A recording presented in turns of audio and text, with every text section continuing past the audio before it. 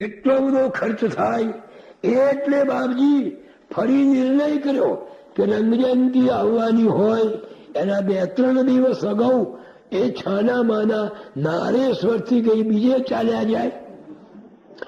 એટલે વચમાં 4 વર્ષ સુધી આ જયંતિ દિવેર પછી ઉજવાઈના દિવેરમાં પહેલી ઉજવાઈ અને પછી ઉજવાઈના તે દરમિયાન મૂળજી ભટ્ટ પોતે આ જયંતિ ઉજવતા ભજન પ્રેમથી કરે. એક 5-10 માણસનો દાળ ભાત લાડુ શાક બનાવે, ત્યાં નૈવેદ્ય ધરાવે અને નારેશ્વરમાં રંગ જયંતિ ઉજવે. આમ કરતા કરતા 4થું વર્ષ આવ્યું.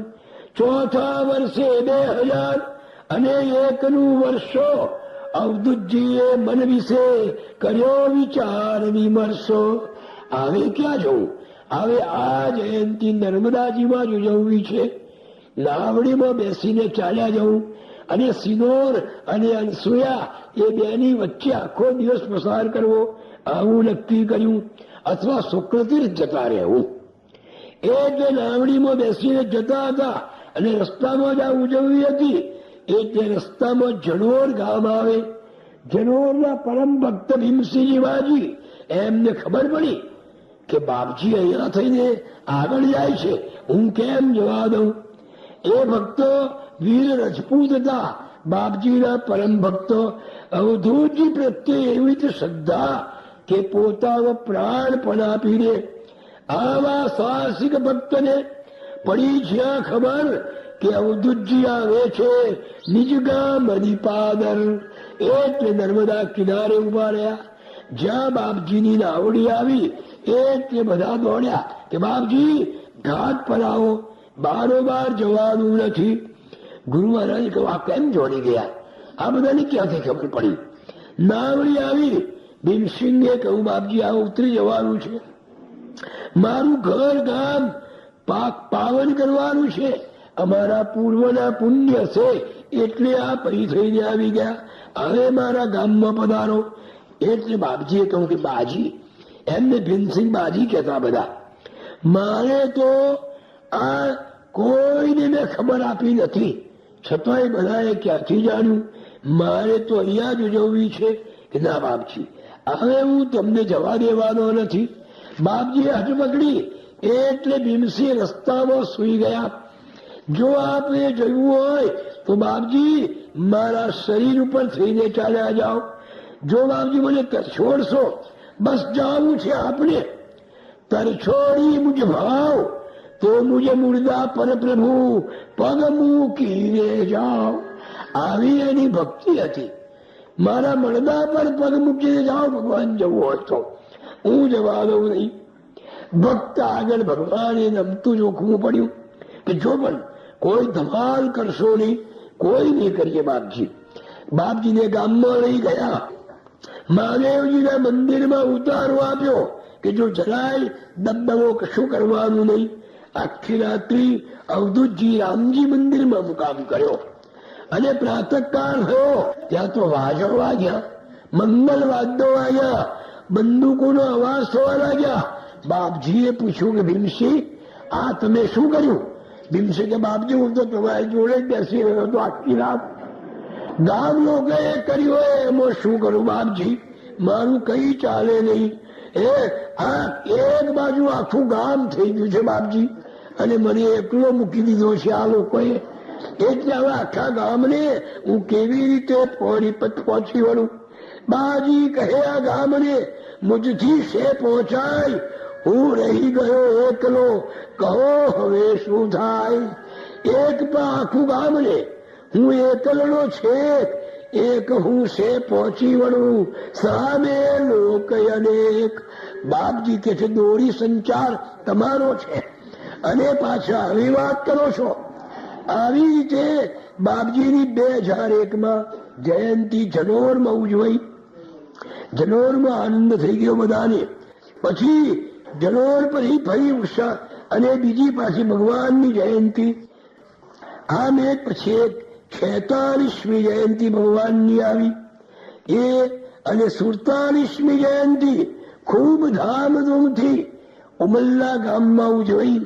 વિશાળ મંડપને વળી તોરણ વિધ રંગ શોભે સુવર્ણ પતાકડા છાયો બધે ઉમંગ. ગામ આખું હેલે ચડ્યું.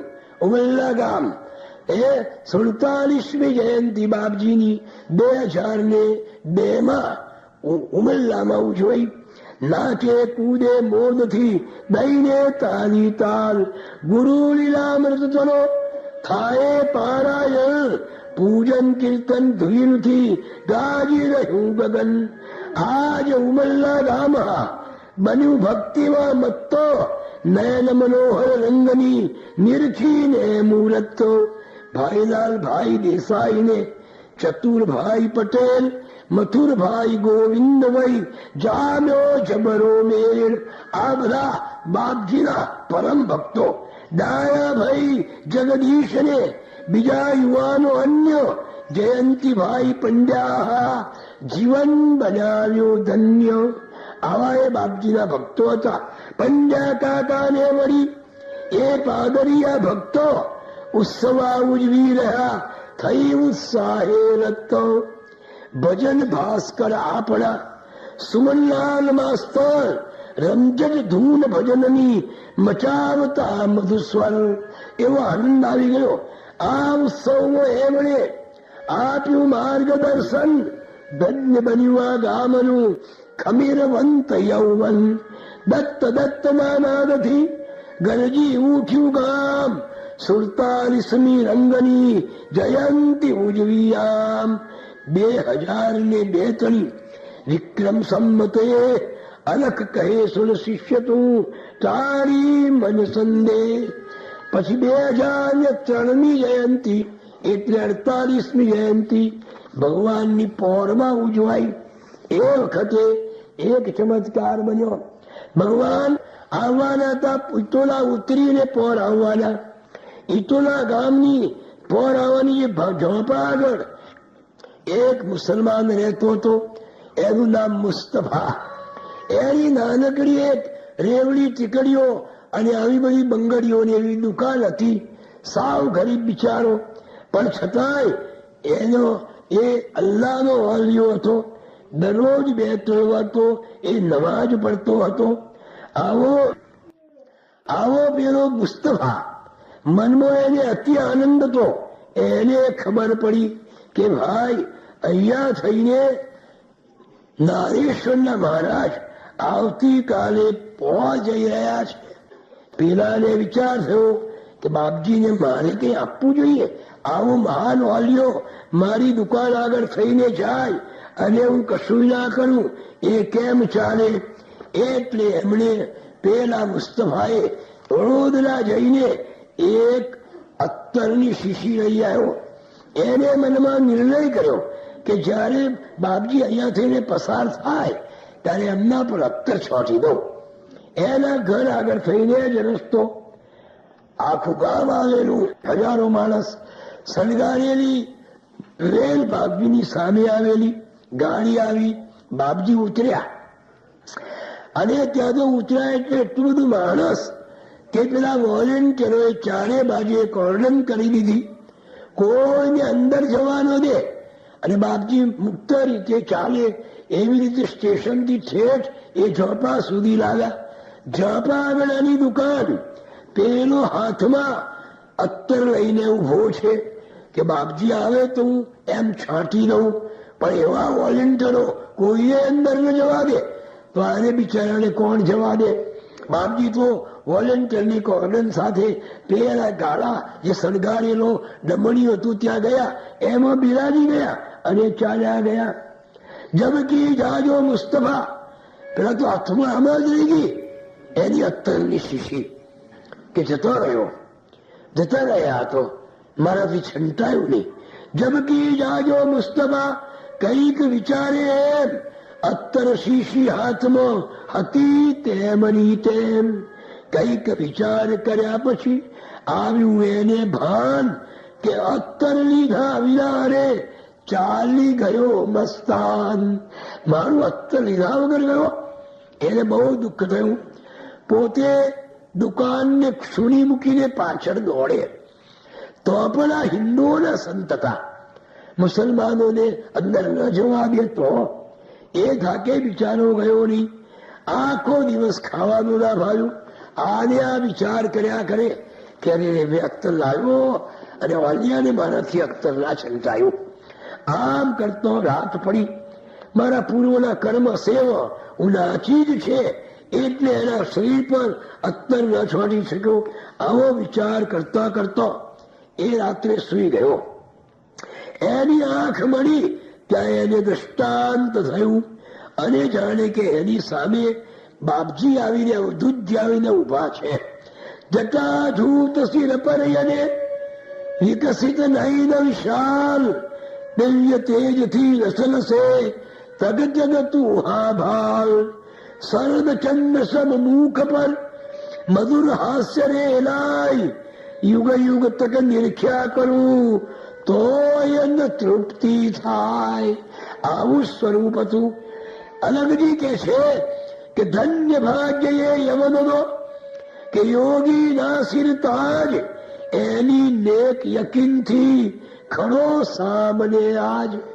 એની યકીનથી એની શ્રદ્ધાથી એની સામે ઉભા રહ્યા છે. મધુર સ્વરે બોલ્યા, અરે કેમ કે છે લાવ પેલું મારે માટે અત્તર લાવ્યો છું ને તે અત્તર તું લાવ. પેલો જાગ્યો, ઉઠીને કબાટમાંથી અત્તર કાઢ્યું, બાપજીના હાથમાં મૂક્યું. એનો હાથ તો ધરુસતો હતો. બાપજીએ શીશી ઠાલવી પોતાના બંને હાથમાં અત્તર ઘસીને આખા શરીરે અત્તર ઘસાઈ દીધું અને પછી એ અત્તર વાળો હાથ પેલા મુસ્તફાના શરીરે લગાવી દીધો. લે હવે તને આનંદ થયો ને? બોલાવે છે. એટલું કરીને બાપજી પલકમાં ચાલ્યા ગયા. પેલાની આંખ ઉગડી ગઈ. આંખ ચોડવા લાગ્યો કે તારી આ તો ખ્વાબ હતું, સ્વપ્ન આવ્યું. આખો દિવસ મેં આના વિચાર કર્યા એટલે વિચારોમાં આ સ્વપ્ન આવી ગયું છે. એટલામાં પાછો વિચાર આવ્યો કે લાવને કબાટમાં તો જવા દે, શીશી છે કે નહીં અત્તરની. કબાટમાં જોયું તો અત્તરની શીશી ખરી પણ તદ્દન ખાલી જોઈ. કેવો તારી એટલે વહેલા એને પાન સળગાયું અને જોયું કે ધર્યું તો નથી ને. કદાચ બાટલી પડી ગઈ હોય અને ધરી ગઈ હોય તોય પણ એવું બને. પ્રકાશ પ્રસર્યો એકદમ, દૂર થયું અંધાર. શીશી ખાલી ખમતી હતું ને અત્ર લગાર. અવધિ થઈ આશ્ચર્યની, નીકળ્યો મુખ ઉદગાર. કમાલ કરી હે ઓલિયા દૈખવા બે દીદાર. મને સ્વપ્નમાં દર્શન આપ્યા, કમાલ કરી નાખી. શીશી તો પડી ગઈ હોય તો ઢળી જાય ને, પણ ત્યાં ઢળેલું અત્તર નતું, કાળું કે ચિરાડ નથી. બસ રાત્રે સ્વપ્નમાં આવીને એમને જ મારું અત્તર શીખવાડ્યું. પ્રાતઃકાળ થતો વહેલો ઉઠ્યો અને પેલી ખાલી શીશી લઈને એ પોર તરફ દોડ્યો. 5 કિલોમીટર 3 માઇલ દૂર થાય. દોડતો આવ્યો પણ ત્યાં તો ભગવાનના ગુરુ મહારાજના દર્શન માટે મોટી કતાર છે. એને કોણ જવા દે? એટલે બિચારો લાઈનમાં ઉભો રહ્યો. એક પછી એક જવા લાગ્યા. આનો નંબર આવે તારે ને આ બાજુ શું ચમત્કાર થયો. આજુબાજુએ જે બાપજીની સ્વયંસેવકો ઉભા હતા એમને અત્તરની સુગંધી આવવા લાગી બાપજીના શરીરમાંથી. પેલા એ કહ્યું આપણે બાપજીને અત્તર તો લગાવ્યું નથી. પછી બાપજીના શરીરમાંથી આ અત્તરની સુગંધી શેની આવે છે? એટલે એક ભાઈ બોલ્યો, અલ્યા ભાઈ કોઈ હારમાં નાખીને લાવ્યો હશે. તે વખતે બાપજી ફૂલમાળા ગળામાં પહેરવા દેતા. એટલે કોઈને કહ્યું કે કોઈ માળામાં અત્તર નાખીને લાવ્યો હશે અને બાપજીના શરીરે લાગ્યું હશે એટલે આ સુગંધી આવતી હશે. આવો વિચાર કરીને મન મનાયું. ત્યાં તો પેલા મુસ્તફાનો નંબર આવી ગયો દર્શન કરવાનો. જ્યાં બાપજીને જોયા દૂરથી કે એ જ વાલ્યો, બસ એ જ રાતે સ્વપ્નમાં આવ્યો હતો. એ છે એ જ વાલ્યો અને નયન વહી જળધાર. આયો અવધૂત પાસે શિર મૂક્યું ભૂપર. પાગલ સમ એ રવિ રહ્યો કાઢી ઊંચો સ્વર. જાણે ગાળો બોલતો હોય એમ બોલવા લાગ્યો. કમાલ કરી તે ઓલિયા रहम करी रहमान, दुआ करी दिलदार ते, शे भूलू एहसान। તે કમાલ કરી, રહમ કરી ગુલામ પર, સ્વીકાર્યું અત્તર, ખ્વાહિશ મુજે પૂરી કરી, ખુદ ખ્વાદ में आकर। વાળો તે ભૂમિ ઉપર ફરી ફરી કરે સલામ, ઊંચા સાદે કહી રહ્યો મેં તો તેરા ગુલામ। આ પ્રમાણે કરી રહ્યો છે। પેલા સ્વયંસેવકોને લાગ્યું કે આ કોઈ ભૂત વાળો પાછો આવ્યો, વરગડ વાળો, અને બાપજીને મગજમારી કરશે, એટલે પેલો રોકવા ગયો। બાપજી શું ઇશારત કરી, એને જે બોલે તે બોલવા દો। પછી જરા શાંત થયો, એટલે સ્વયંસેવકે પૂછ્યું શું છે મુસ્તફા, કેમ આવું બબડે છે? એટલે કહી આવો વાત કહું। કુટીરની પાછળ લઈ ગયો કે રાત્રે સ્વપ્નમાં આવીને આ અત્તર મારું આ રીતે લઈ ગયા, પેલી ખાલી શીશી આપી જુઓ। પેલા સ્વયંસેવકોએ ખાલી શીશીનું અત્તર સૂંઘ્યું તો જે પ્રકારના અત્તરની સુગંધ બાપજીના શરીરમાંથી આવતી હતી, એ પ્રકારની સુગંધ પેલી શીશીમાંથી આવતી હતી। બધાને આનંદ થયો। વાત અલક કહે સાથી ડૂબ્યો, સેવક સુસ્ત સુજાણ, વાત અલૌકિક સુણવા સર્વા કરજે તણ। કારણ કે બાપજી આ પ્રમાણે પહેલું અત્તર લીધું, આનંદ થયો। એટલે સદગુરુને તારા, એટલે અલખજી કે છે કે એવા દયાળુ ભગવાન છે, શ્રદ્ધા શું ના કરે, મારે શ્રદ્ધાથી જ એમનું સ્મરણ કર। તુજ મન રૂપી હંસને શ્રદ્ધા રાખી સ્વસ્થ, સદગુરુ પદ પિંજરમહી પૂરી દે ઓ મસ્ત। રાગ દ્વેષના દંડનો થાશે પલકમાં નાશ, સુખ સાગર છલછલ કરે ઉભરા સેનો પાસ। આ પ્રમાણે બાપજીએ પેલાનું અત્તર લીધું અને બધાને આનંદ થઈ ગયો। આવી રીતે દરરોજ નારેશ્વરમાં રહીને અવધૂતજી અનેક લીલાઓ કરી રહ્યા હતા। એક જણને પોરમાં ભાઈ એની ભેંસનું દહીં જ ના થાય કોઈ દાડો, એટલે 3 પેઢીથી હું ગમે એવી તાછીને ભેંસ લાવે, પણ એની ખીલે બાંધે અને પછી દૂધ કાઢે અને દહીં બનાવે, દહીં જામે જ ના, કૂચા થઈ જાય, જીવડા પડી જાય। 3 પેઢીથી આવું થાય। પેલા એ બાપજીને વાત કરી કે બાપજી મારે ત્યાં 3 પેઢીથી મારી ભેંસને કોઈ દાડો ઘી થતું નથી, અમારે દૂધ જ વેચી દેવું પડે છે। એટલે બાપજીએ કહ્યું કાલે તું છે ને અક્ષર લોબાન અને અક્ષર ગુગળ લઈ આવજે। પેલો તગારામાં ગુગળ ને લોબાન લઈને આવ્યો। બાપજી એના પર આંગળીથી ચાસ પાડ્યા, કઈ બોલ્યા કે જા હવે આ કોળમાં જઈને એનો ધૂપ કરજે અને બાવણીનો પાઠ કરજે।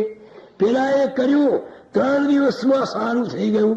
એની માએ દૂધ ઉમેર્યું તો મેળો આવ્યું, દહીં સરસ થયું, એને વલોયું, એનું ઘી લઈને એ મારે ત્યાં આવ્યો કે બાપજીની ભિક્ષામાં આ ઘી મૂકો। જો આ રીતે મારી જે 3 પેઢીનું દુઃખ હતું ને એ મટાડી દીધું।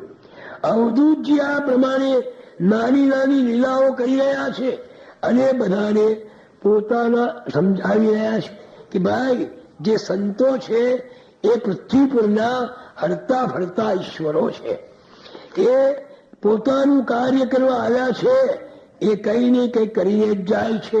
આવી રીતે બાપજી ઓચ્છળ વધાર્યા હતા। ઓચ્છળમાં મુકામ હતો તે વખતે નજીકમાં એક મેસરાળ નામનું ગામ છે।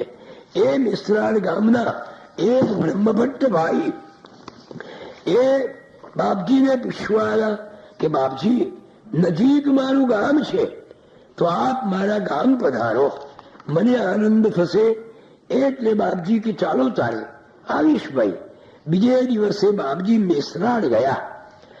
બાપજીને કોઈ સાંપ્રદાયિક બંધન નતા, એ વાતમાં સુંદર પ્રસંગ છે।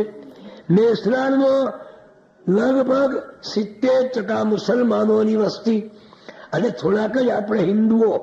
અવધૂતજી મેસરાળમાં પેલા બ્રહ્મભટ્ટ ભાઈ હતા એને ત્યાં લાવ્યા, એટલે ગામના મુસલમાન લોકો એક મલિન તત્વ એ ભાઈના તનમાં કરે પ્રવેશ, અતિશય પીડા આપતું ચસકે ના લવડેશ। પેલી બાઈના શરીરમાં એક મલિન તત્વ આવે અને બાઈને દુઃખ દે. એટલે પેલા મુસલમાનો બાપજી આવ્યા છે એવું જાણ્યું, એમનું નામ સાંભળેલું, એટલે બધા ભેગા થઈને પેલી બાઈને ઉચકીને બાપજીની પાસે લાવ્યા અને કહો કે બાપજી આ બાઈને દુઆ દો. એને આ પ્રમાણે એના શરીરમાં પ્રેત બહુ દુખાવે છે, માટે તમે આમ કરો. બાપજીએ કહ્યું કે બરાબર, બધા દૂર ખસી જાઓ, મને જોવા દો.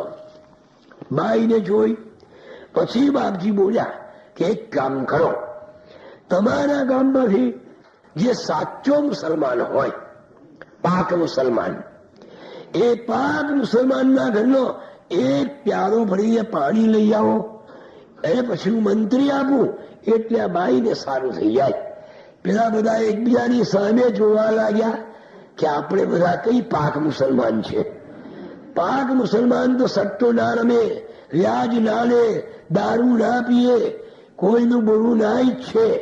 આવા બધા નિયમો છે અને જે એવા નિયમો પાડે એ જ પાક મુસલમાન કહેવાય. બધા વિચારમાં પડી ગયા. એટલે બાપજી કે કઈ વાંધો નહીં, ચાલો કોઈ પણ મુસ્લિમ ભાઈને ક્યાંથી પાણી લાવો. નજીકમાં એક મુસલમાનનું ઘર હતું, ત્યાંથી પાણી ભરીને લાવ્યા અને બાપજીની આગળ મૂક્યું. બધા જોવા લાગ્યા કે આ શું કરે છે. બાપજીએ ડાબો હાથ ઊંચો કર્યો અને જમણો હાથ પ્યાલા પર મૂક્યો અને પછી બોલ્યા, ખુદા તાલા તાહરી નજરે જો હું આમ, હે ખુદા તાલા, તારી નજરે જો હું પવિત્ર મુસલમાન હોઉં, સાચો મુસલમાન હોઉં, પાક મુસલમાન હોઉં, તો આ પાણી પીતામાં આ બાઈને સારું થઈ જજો. એમ કરીને પાણી આપ્યું. પેલી બાઈને પીવડાવ્યું. થોડી વારમાં આંખ ઉગાડી એ ચાલવા લાગી. હસતી હસતી ગયા ગઈ અને લોકો આનંદ પામ્યા કે ભાઈ આ વાલીઓ તો જબરો છે. બોલો, હું કોણ કે છે મુસલમાન નથી, હું સાચો મુસલમાન છું. પેલા બધા મુસલમાનોને શરમાવે એવો આ મુસલમાન હતો. લોકો તો અવધૂતના ચરણમાં પુકાર કરવા લાગ્યા કે ભાઈ આ તો મર્દાને જીવતું કર્યું કહેવાય. આ વાત બધે ફેલાઈ ગઈ અને બધાને આનંદ થયો. એટલે નજીકમાં એક ભિલોડિયા નામનું ગામ હતું. એમાં એક ગરાસ્યો રહેતો હતો, એનું નામ દાજી.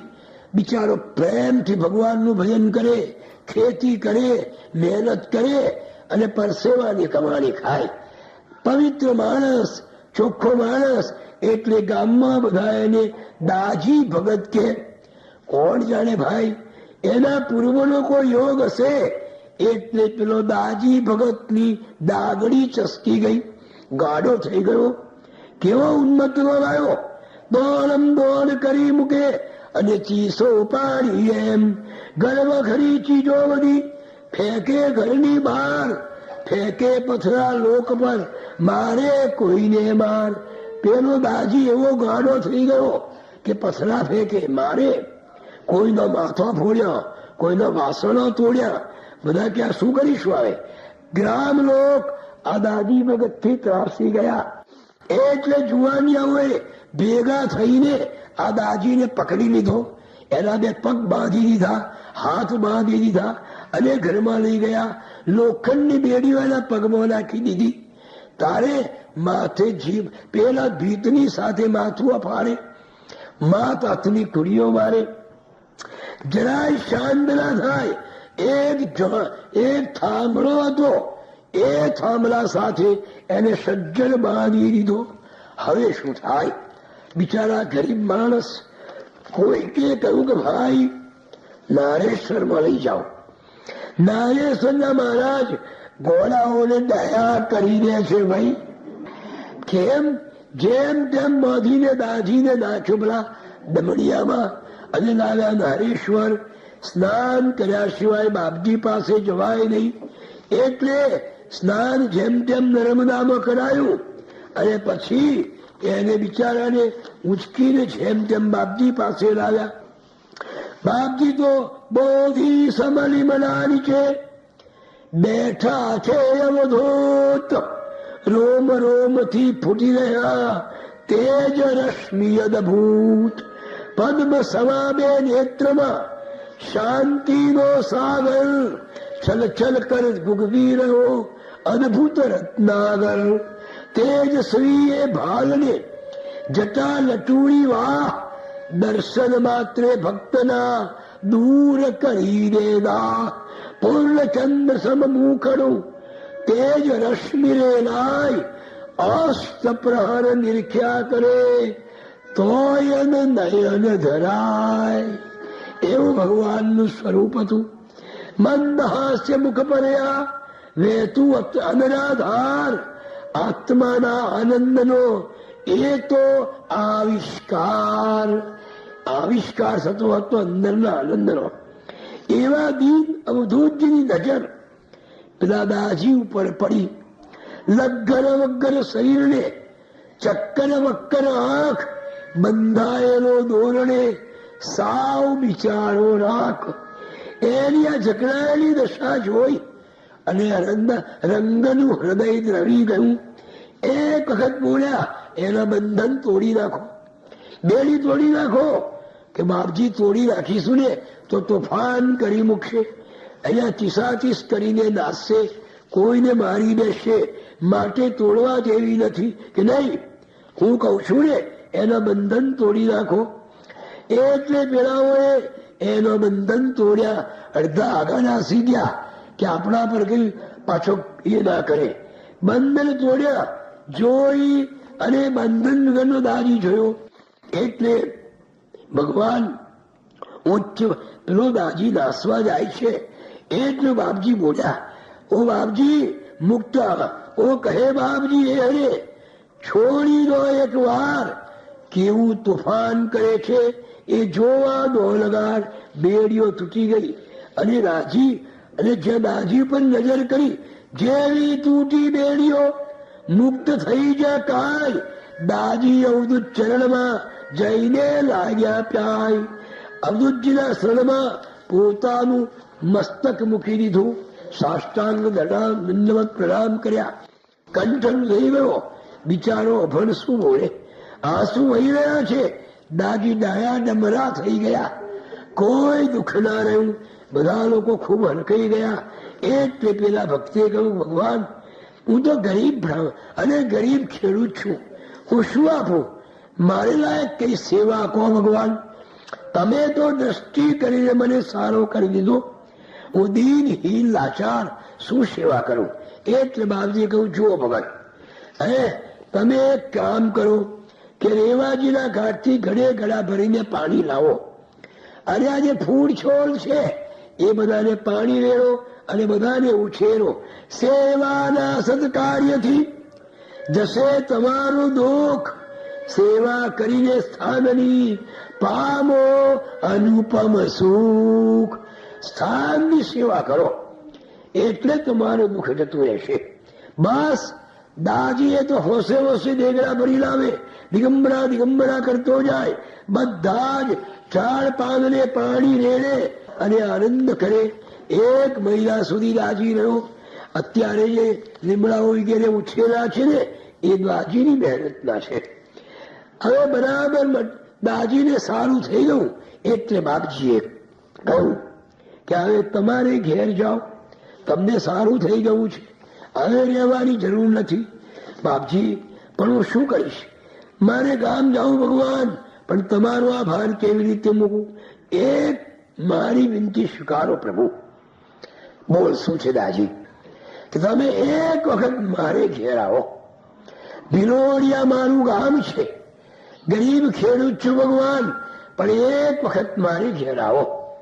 બાપજી કહો કે દાજી જયારે મારે ડભોઈ આવવાનું થશે ને ત્યારે હું તમારે ત્યાં આવીશ. બાપજીએ વચન આપ્યું, ડભોઈ બાજુ જયારે આવીશ ત્યારે આવીશ. અને બાપજી પ્રેમને પાત્રે બંધાયેલા. અવધૂતજીને વંદન કરીને ભગતજી ચાલ્યા ગયા. તોય દર ગુરુવારે દાજી આવે. પેલા પાંદડાઓને વૃક્ષોને પાણી છાંટે અને આનંદ કરે.